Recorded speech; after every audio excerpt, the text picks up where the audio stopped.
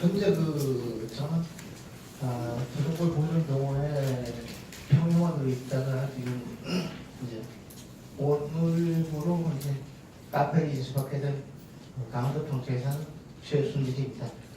처음 뵙고 반갑습니다. 오늘 여기 오신 분들이 사실 어느 정도의 수준을 지금 가지고 계신지 부속골에 대한 기초 지식이 얼마나 계신지 제가 알기로는 처음 하시는 분들도 계실 거고 한 중국자 되시는 분도 계실 거고 실력이 거의 제가 그렇다고 뭐 많이 하는 건 아니지만 제 수준에 달하시는 분들도 좀 계세요. 보니까 이제 평상시 교육다니거나 어디를 모임을 가서 만나보면 그러신 분들을 오늘 와서 몇분 뵀는데 제 강의에 부족한 부분이 있대서 제가 오랜만에 쓰다 보니까 이해 좀 해주시고 교실 제가 준비를 했는데 기초 부분을 했어요. 가장 정보를 하셔서 이해하고 들어가야 될 부분을 제가 했기 때문에 좀 이해해 주시고 부족한 부분이 계시거나 궁금한 점은 나중에 질의 그 시간에 따로 해가지고 그건 하도록 하겠습니다. 그렇다고 제가 뭐 많이 하는 건 아닙니다. 많이 하는 건 아니고 경험이 조금 있을 정도니까 일단 그 벌을 하시기 전에 저는 그런 얘기 항상 해요. 벌을 지금 이제 벌이 워낙 없다 보니까 기본을 잡을 때 정식으로 갈 거냐 아니면은 체밀로 갈 거냐 그 부분을 먼저 결정을 하려고 해요. 가장 이제 우리가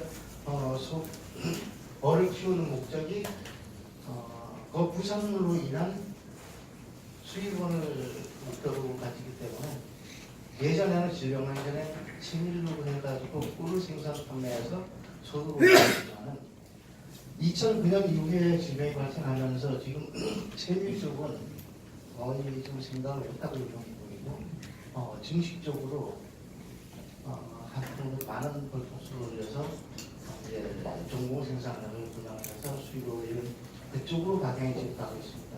근데 저는 오늘 정식 쪽은 이제 제 뒤에 허영수 이제 강사를 할 거고 저는 사각볼통 기초에 대해서만 할 겁니다. 우리나라에 사용되고 있는 재능고는 보통 토종벌, 함봉, 재능골, 이제 토공, 토종벌, 함봉 그렇게 불리죠. 한 2000년 정도의 역사를 지니고 있다 그러는데 보통 이제 2월이 중국을 거쳐서 우리나라로 들어왔다 그러는데 분포되어 있는데 동남아시아 쪽으로 대략 아시아 쪽이라고 그러죠. 아시아 쪽이라고 그러는데 아시아 쪽은 여러 종류의 벌이 있는 걸로 저는 이제 보겠습니다. 그런데 우리나라에 지금 들어와 있는 토종벌이 대략 중국하고 우리나라하고 일본 쪽에 이제 같은 계열을 지니고 있는 그런 종류가 알고 있습니다. 보통 우리나라 토종벌의 좀 성격은 온순하고 또 수명도 강하고 대신 장점이라면 장점이고 단점이라면 단점이지만은 분봉성이 굉장히 강합니다. 저희 나라 분봉성이 강하고 이제 되게 예민하죠. 예민하고 토종벌을 키우면서 많이 느끼는 게 예민한 게 그걸 많이 한다는 얘기를 해요. 소자분들이 가장 힘들어하는 부분이 분봉물 수용하고 나서 그걸 한다. 분봉물 자분봉 나왔을 때 어디에 일시적으로 안착을 해줘야 되는데 안착을 하면 공을 많이 하는데 그런 부분들이 있어요. 이제 단점이 될 수가 있는 부분이고 토종꿀은 양봉꿀하고 우리가 지금 일반 양봉 하시는 분들은 꿀에 성분이 많다라고 얘기를 하는데 성분 분석을 해보면 일단 틀린 걸로 나와요. 틀린 걸로 나오는데 일단 저희가 느낌으로 알 수 있는 거는 맛과 향과 모든 게 틀리죠. 그러니까 보면 이제 토종꿀도 이렇게 한때통하고 사각통하고 대량물통하고 체계했을 때 맛과 향이 좀 틀리게 느껴지더라고요. 맛은 이제 한때통이 가장 좋고 그리고 사각통보다는 대량물통에서는 거의 맛은 양봉꿀 수준의 맛이 맛과 향이 나지 않습니다. 나더라고요. 그리고 지금 우리나라 그 토종꿀의 꿀은 사실상 진짜 순수 꿀이라고 하면 없어서 못 발전합니다. 그러나 2009년 이전에 지금도 이제 그런 분들 계시지만 꼭 저는 이제 사양꿀에 대한 이해를 합니다. 뭐를 배울 때 사양꿀을 하든 지역인 지상법칙에서 뭐를 배웠기 때문에 사양꿀에 대한 이해를 하지만은 사양꿀을 그러니까 일정 시간에 일정 형의 당액을 줘서 버를 생산물만 꿀 만들어 판매하다 보니까 소비자들은 진짜 이제 우리에게는 순수 부정꿀이냐 이런 얘기를 하는데 사양을 했다 그래가지고 그런 꿀이 아닌 건 아닙니다. 도적꿀은 맞습니다. 예. 도적꿀은 맞지만은 품질 면에서 순수꿀과 사양꿀의 이제 품질 면에서 상급과 하 이제 밑에 하품으로 저는 이제 구분을 하는데 그러다 보니까 사실 진꿀을 생산하고 해가지고도 한가 어려움이 많아요. 이 부분은 이해를 그러니까 사양꿀에 대한 인식이 워낙 깊게 박혀가지고 진꿀에 대한 믿음이 깨지면서 생산한다 치더라도 이제 판매 어려움이 많은데 사실 신유꿀을 하면서 제가 가장 이제 얘기하기 좀 꺼려지는 게 사양이라는 게 굉장히 제가 꺼려집니다. 이 부분은 어디가 교육을 해도 사양이라는 부분은 우리가 쉽게 얘기해서 사양 그러면은 일단 당연히 그 설탕으로 이겨서 좋은 거 아니야. 그 꿀은 설탕이 아니야. 설탕꿀이 아니야. 이런 얘기를 하는데 벌을 키우면서 가장 조심해야 될 게 한 번 신용을 이루면 그 신용은 영원히 없어집니다. 특히 꿀에서. 그러니까 사양을 제가 아까 얘기했던 증식으로 갈 거냐 체미로 갈 거냐 확실히 구분을 하고 그 다음에 증식으로 갈 건 물론 사양을 해줘야 됩니다. 사양을 해줘야지 이제 증식도 내가 원하는 만큼 통수를 낼 수 있는 거고 내가 원했던 만큼 소득을 얻을 수 있는 거니까. 그런데 단 조심할 게 사양을 들고 다닐 때 굉장히 조심하라는 거. 나는 분명히 진꿀을 생산하는데 설탕물을 안 넣겠지만은 꿀을 생산하는데 설탕물을 안 넣겠지만은 증식을 하기 위해서 설탕 그릇을 들고 다니다가 사람들 눈에 띄우면은 내가 아무리 좋은 꿀을 떠서 해도 믿어지지 않습니다. 그러니까 사양을 할 때 굉장히 조심스러운 부분이 그 부분이에요. 사양꿀을 그러니까 사양을 할 때 굉장히 조심스럽게 접근해라 그 부분. 근데 어차피 사양은 필수 조건입니다. 진꿀을 생산하더라도 일부 이제 생산하고 나서 월동 관리 들어갈 때 양식이 부족하면 사양을 해가지고 거기 월동 양식을 채워줘야 되는 부분도 있고 일단 또 토종벌 저희가 토종벌 기초로 하는 토종벌의 습성을 가장 먼저 이해를 해줘야 돼요. 사람들이 하는 얘기인데 이제 요즘은 인터넷이 더 발전했으니까 들어가서 뭐 기초적인 자료는 보통 익히고 들어갑니다. 근데 뭘 하시더라도 기초적인 이론은 바탕을 두고 그 다음에 접근을 해라. 접근을 해서 토종벌의 습성을 이해한 다음에 모든 걸 이해하라. 근데 토종벌은 이제 공공 구성을 보면은 한 마리의 왕벌과 수백 마리의 그 숙벌과 수만 마리의 일벌로 구성되는 수백 마리의 수천 마리의 수만 마리의 무리가 한 봉분을 이루고 있는 무리 집단입니다. 무리 집단인데 여기서 저희가 이제 가장 알아야 될 부분이 이제 증식에서는 여왕벌이죠. 그 다음에 일반 꿀을 채취하거나 처음에 기초적인 일을 할 때 여왕벌과 일벌과 숙벌의 생성 과정을 이해하고 가셔라. 이해하고 가시는데 우리가 보통 보면 이제 여왕벌의 생성 과정은 일본적으로 다 할 겁니다.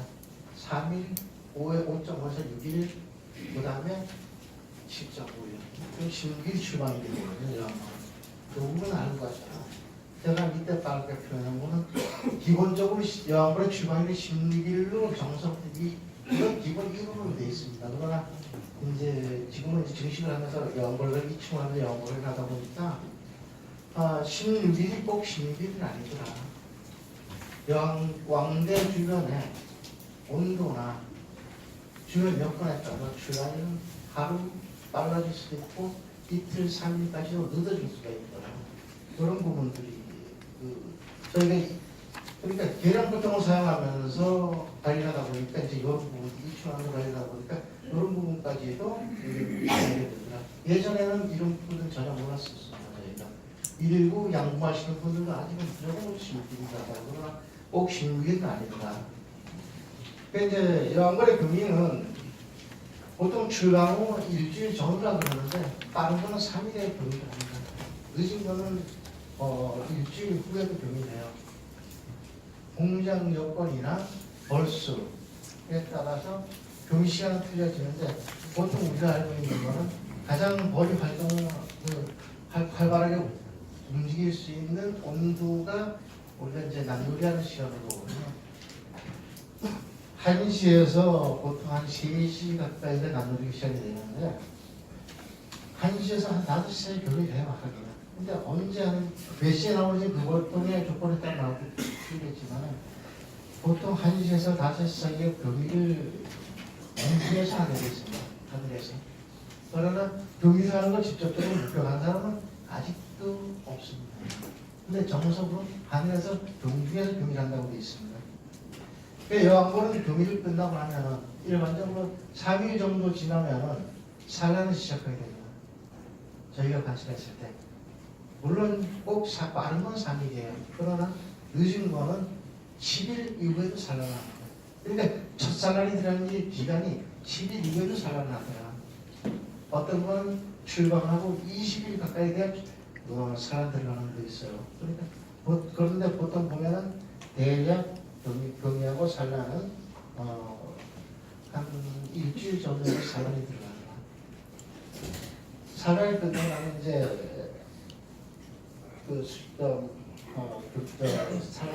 교미가 끝나고 산란하게 되는데 보통 우리가 얘기하는 거죠.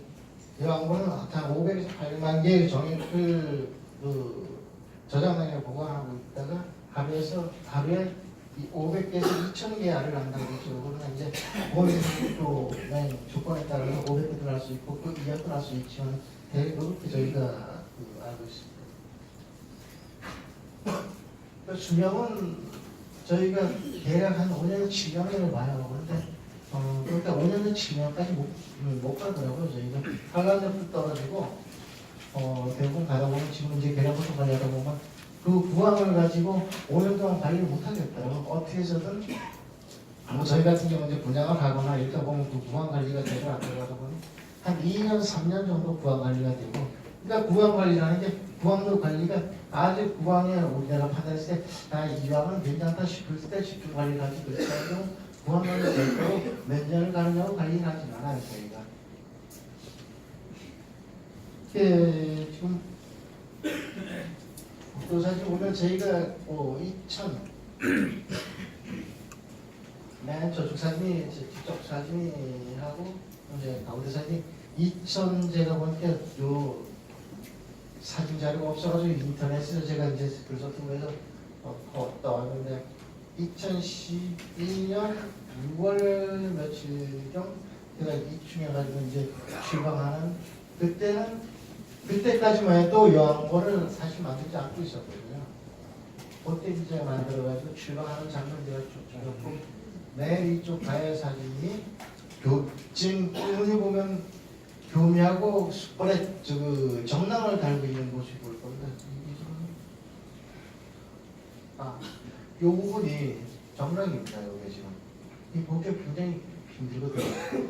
간혹 가다가 운 좋으면 예전에 사각보트에서 교미하고 들어오는 장면은 진짜 운 좋은 겁니다. 그러나 일반적으로 보지 못하던 장면들이 계량보통을 관리하면서 이제 이런 부분들도 보게 되나요?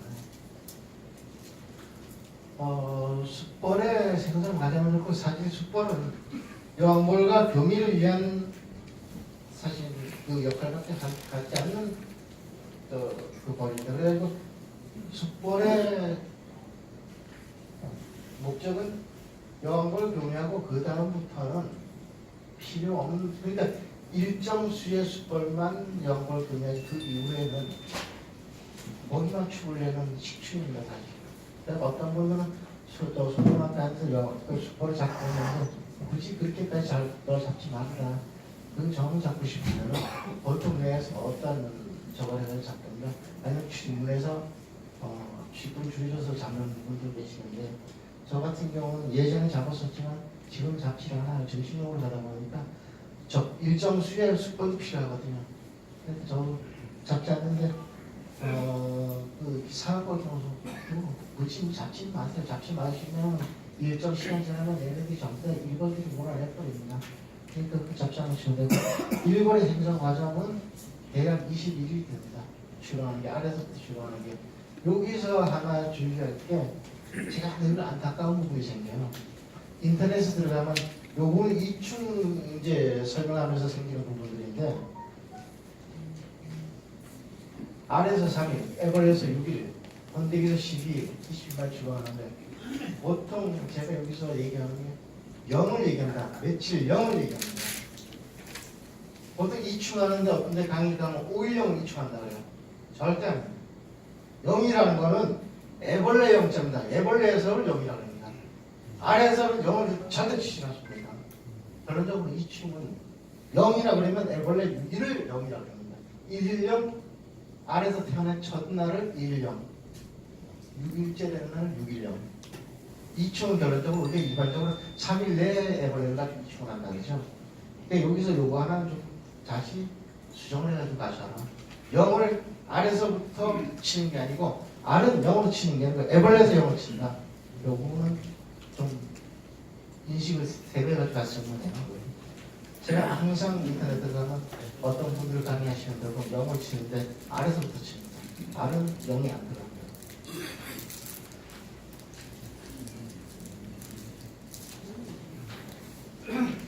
일본의 수령은 대략 저희가 유일기는 한두 달 사는 걸로 알아요. 한두 달인데 그 한두 달도 아주 그 조건이 나쁜 혹서기에는 약 30, 뭐 책마다 들려요. 그냥 30일에서 약 한 45일 산다고 보시면 돼요. 그리고 이제 일을 안 하는 다음 주 9월, 10월에 들어가는 분들이 대략 한 6개월을 살죠. 그래가지고 우리가 벌이 세일거치가 되면 이른분 약 한 3월 중순 말까지 가져오거든. 9월 태어난 벌들이 보통 3월, 4월 초까지 가고 이래가지고 이제 새로 세일거치가 되면서 그 이제 나가는 게 그렇게 되고 일본의 문학은 출발 일주일 내에 어린 벌들은 벌금을 청소를 하고 일주일 관리한다는 거죠. 그리고 강변이라고 1주부터 2주 사이에는 일날 분비해서 집을 짓고 망일을 분비해서 또 이걸 하고 그 이후에 나와서 자리 익힘을 나누기로 그러죠. 자리 익힘을 오후 1시에서 약 한 2시간, 3시 사이에 나와서 자리 익힘을 한다. 요때는 나와서 자리 익힘을 할 때는 항상 벌통을 보고 뒤로 날기 시작합니다. 자기 벌통 위치를 기억하기 해야 되기 때문에 원을 그리면서 날죠. 자기 벌통을 보고 원을 그리면서 날면서 자기 주변 위치를 그리고 2주부터 수리를 하게 됩니다. 수리를 하게 되고 그다음에 이제 나이가 늙어지면은 이제 경기 활동을 하거나 이런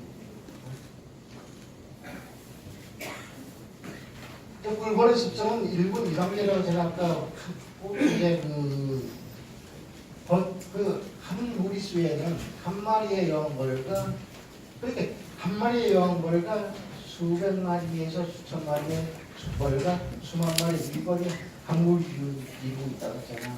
1군 1항제입니다. 그러나 여기서 예외인 경우가 있어요. 한 통에 2마리가 있을 수 있습니다. 이 경우는 언제냐? 개가왕벌이 간혹 가다가 산란력이 떨어지거나 불거됐을 경우 여왕벌을 교체하기 위해서 이때는 왕대를 다는 경우가 생겨요. 이때 왕대를 다는 특성은 우리가 분봉열이 발생했을 때는 대략 한 5, 6개에서 많게는 12개까지도 다는 경우를 봤어요. 그렇지만 이때는 1개에서 3개 미만 보통 적게 답니다. 적게 다는데 이때 왕대 관리한다 분봉 날까봐 걱정해서 왕대 계속 하다 보면 어느 순간에 무한이 돼버립니다. 일군 일항제지만 간혹 그렇지 않은 경우가 있더라. 그때는 왕거를 교체하기 위해서 우리가 갱신왕대라고 그러죠. 갱계왕대라고 하고 이제 그래 왕대를 바꾸기 위해서 왕을 바꾸기 위해서 이제 고르는 경우가 있고 의사소통은 보통 이제 촉각이나 시험에서 의사전달을 한다 그러는데 미론을 발견시 그런 경우는 간혹 봅니다. 저희가 벌통 앞에서 꼬리를 흔들고 날개 시선을 어디 두는 경우를 봐요.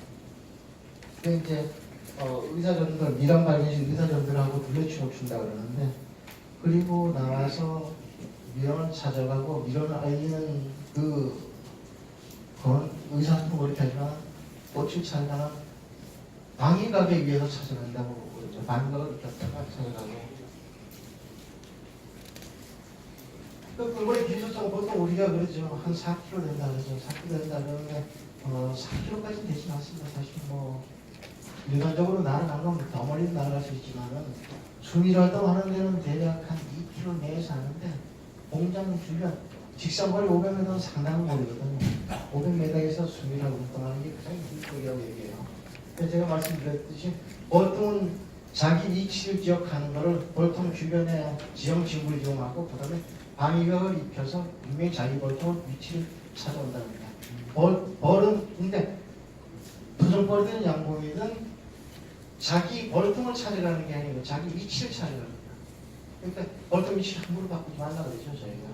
벌통 위치를 바꾸면 소문을 예를 들어서 조금만 틀어놔도 들어와가지고 굉장히 얘네들이 어수선할 때 한동안 어수선한다. 출입문 다시 새로 바뀐 출입문 찾기 위해서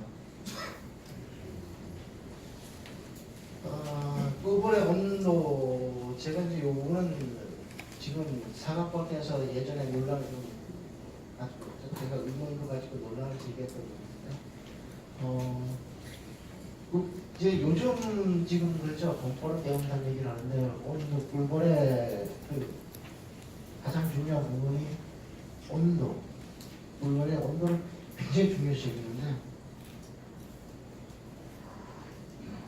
겨울철에는 봉구를 형성하고 또 그렇게 뭉쳐가지고 월동을 합니다. 그래가지고 안에 중심부엔 여왕벌을 중심으로 해가지고 얘네들이 일벌이 서로 위치를 바꿔가면서 꿀을 먹고 몸을 비벼서 흔들어서 열을 해가지고 일정 온도의 열을 해서 봉구를 유지하는데 날씨가 추워지고 요즘같이 날씨 기후 변화가 심할 때는 공구 형성이 날씨 낮 기온이 올라가면 풀어졌다가 다시 기온이 떨어지면 공구를 묻히죠. 여기서 중요한 거는 요즘 벌통을 함부로 건드리지 말아라. 건들면 공구가 흐트러집니다. 그만큼 손해보거든요. 공구가 흐트러지면. 굉장히 중요한 부분인데 요즘 일찍 벌을 깨우시는 분들이 계시는데 조금 한테 한번 늦춰달라고 얘기하고 싶어요. 벌을 깨우는 분들 조금 하시던 분들 같은 경우는 저는 아직 이르지 않느냐. 물론 지역에 따라 틀리겠지만은 조금 늦춰서 한 템포만 늦춰가라. 그렇게 얘기하고 싶어요. 벌들이 일단 날씨가 추워지면 열을 이겨서 활발한 활동을 하면서 침량을 먹고 소비를 하면서 열을 내가지고 공급권 온도를 유지하거나. 그러니까 그만큼 많이 벌들에게 많은 충격을 줘서 벌을 유지게 하면 체력 소모와 꿀 소모. 체력 소모, 그러니까 체력 소모라는 건 그만큼 벌들의 수명을 짧게 하는 거죠.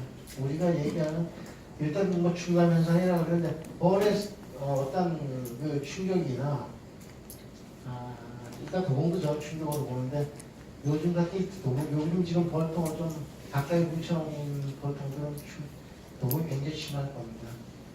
그 경우 충감 현상이 엄청나게 일어나요. 충감 현상이. 지금은 모르지만 머리 한참 깨어날 시기 3월 초 중순 가면 벌 숫자가 확 줄어버립니다.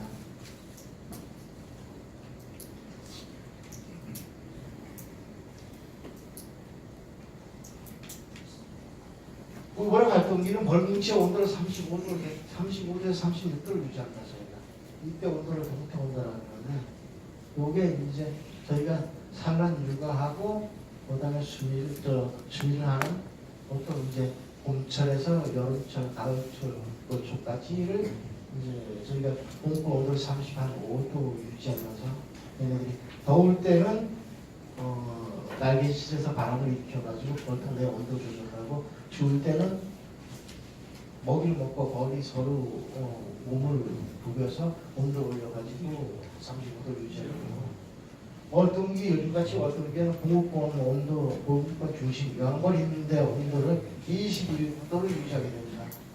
이때를 정태 온도라고 그리고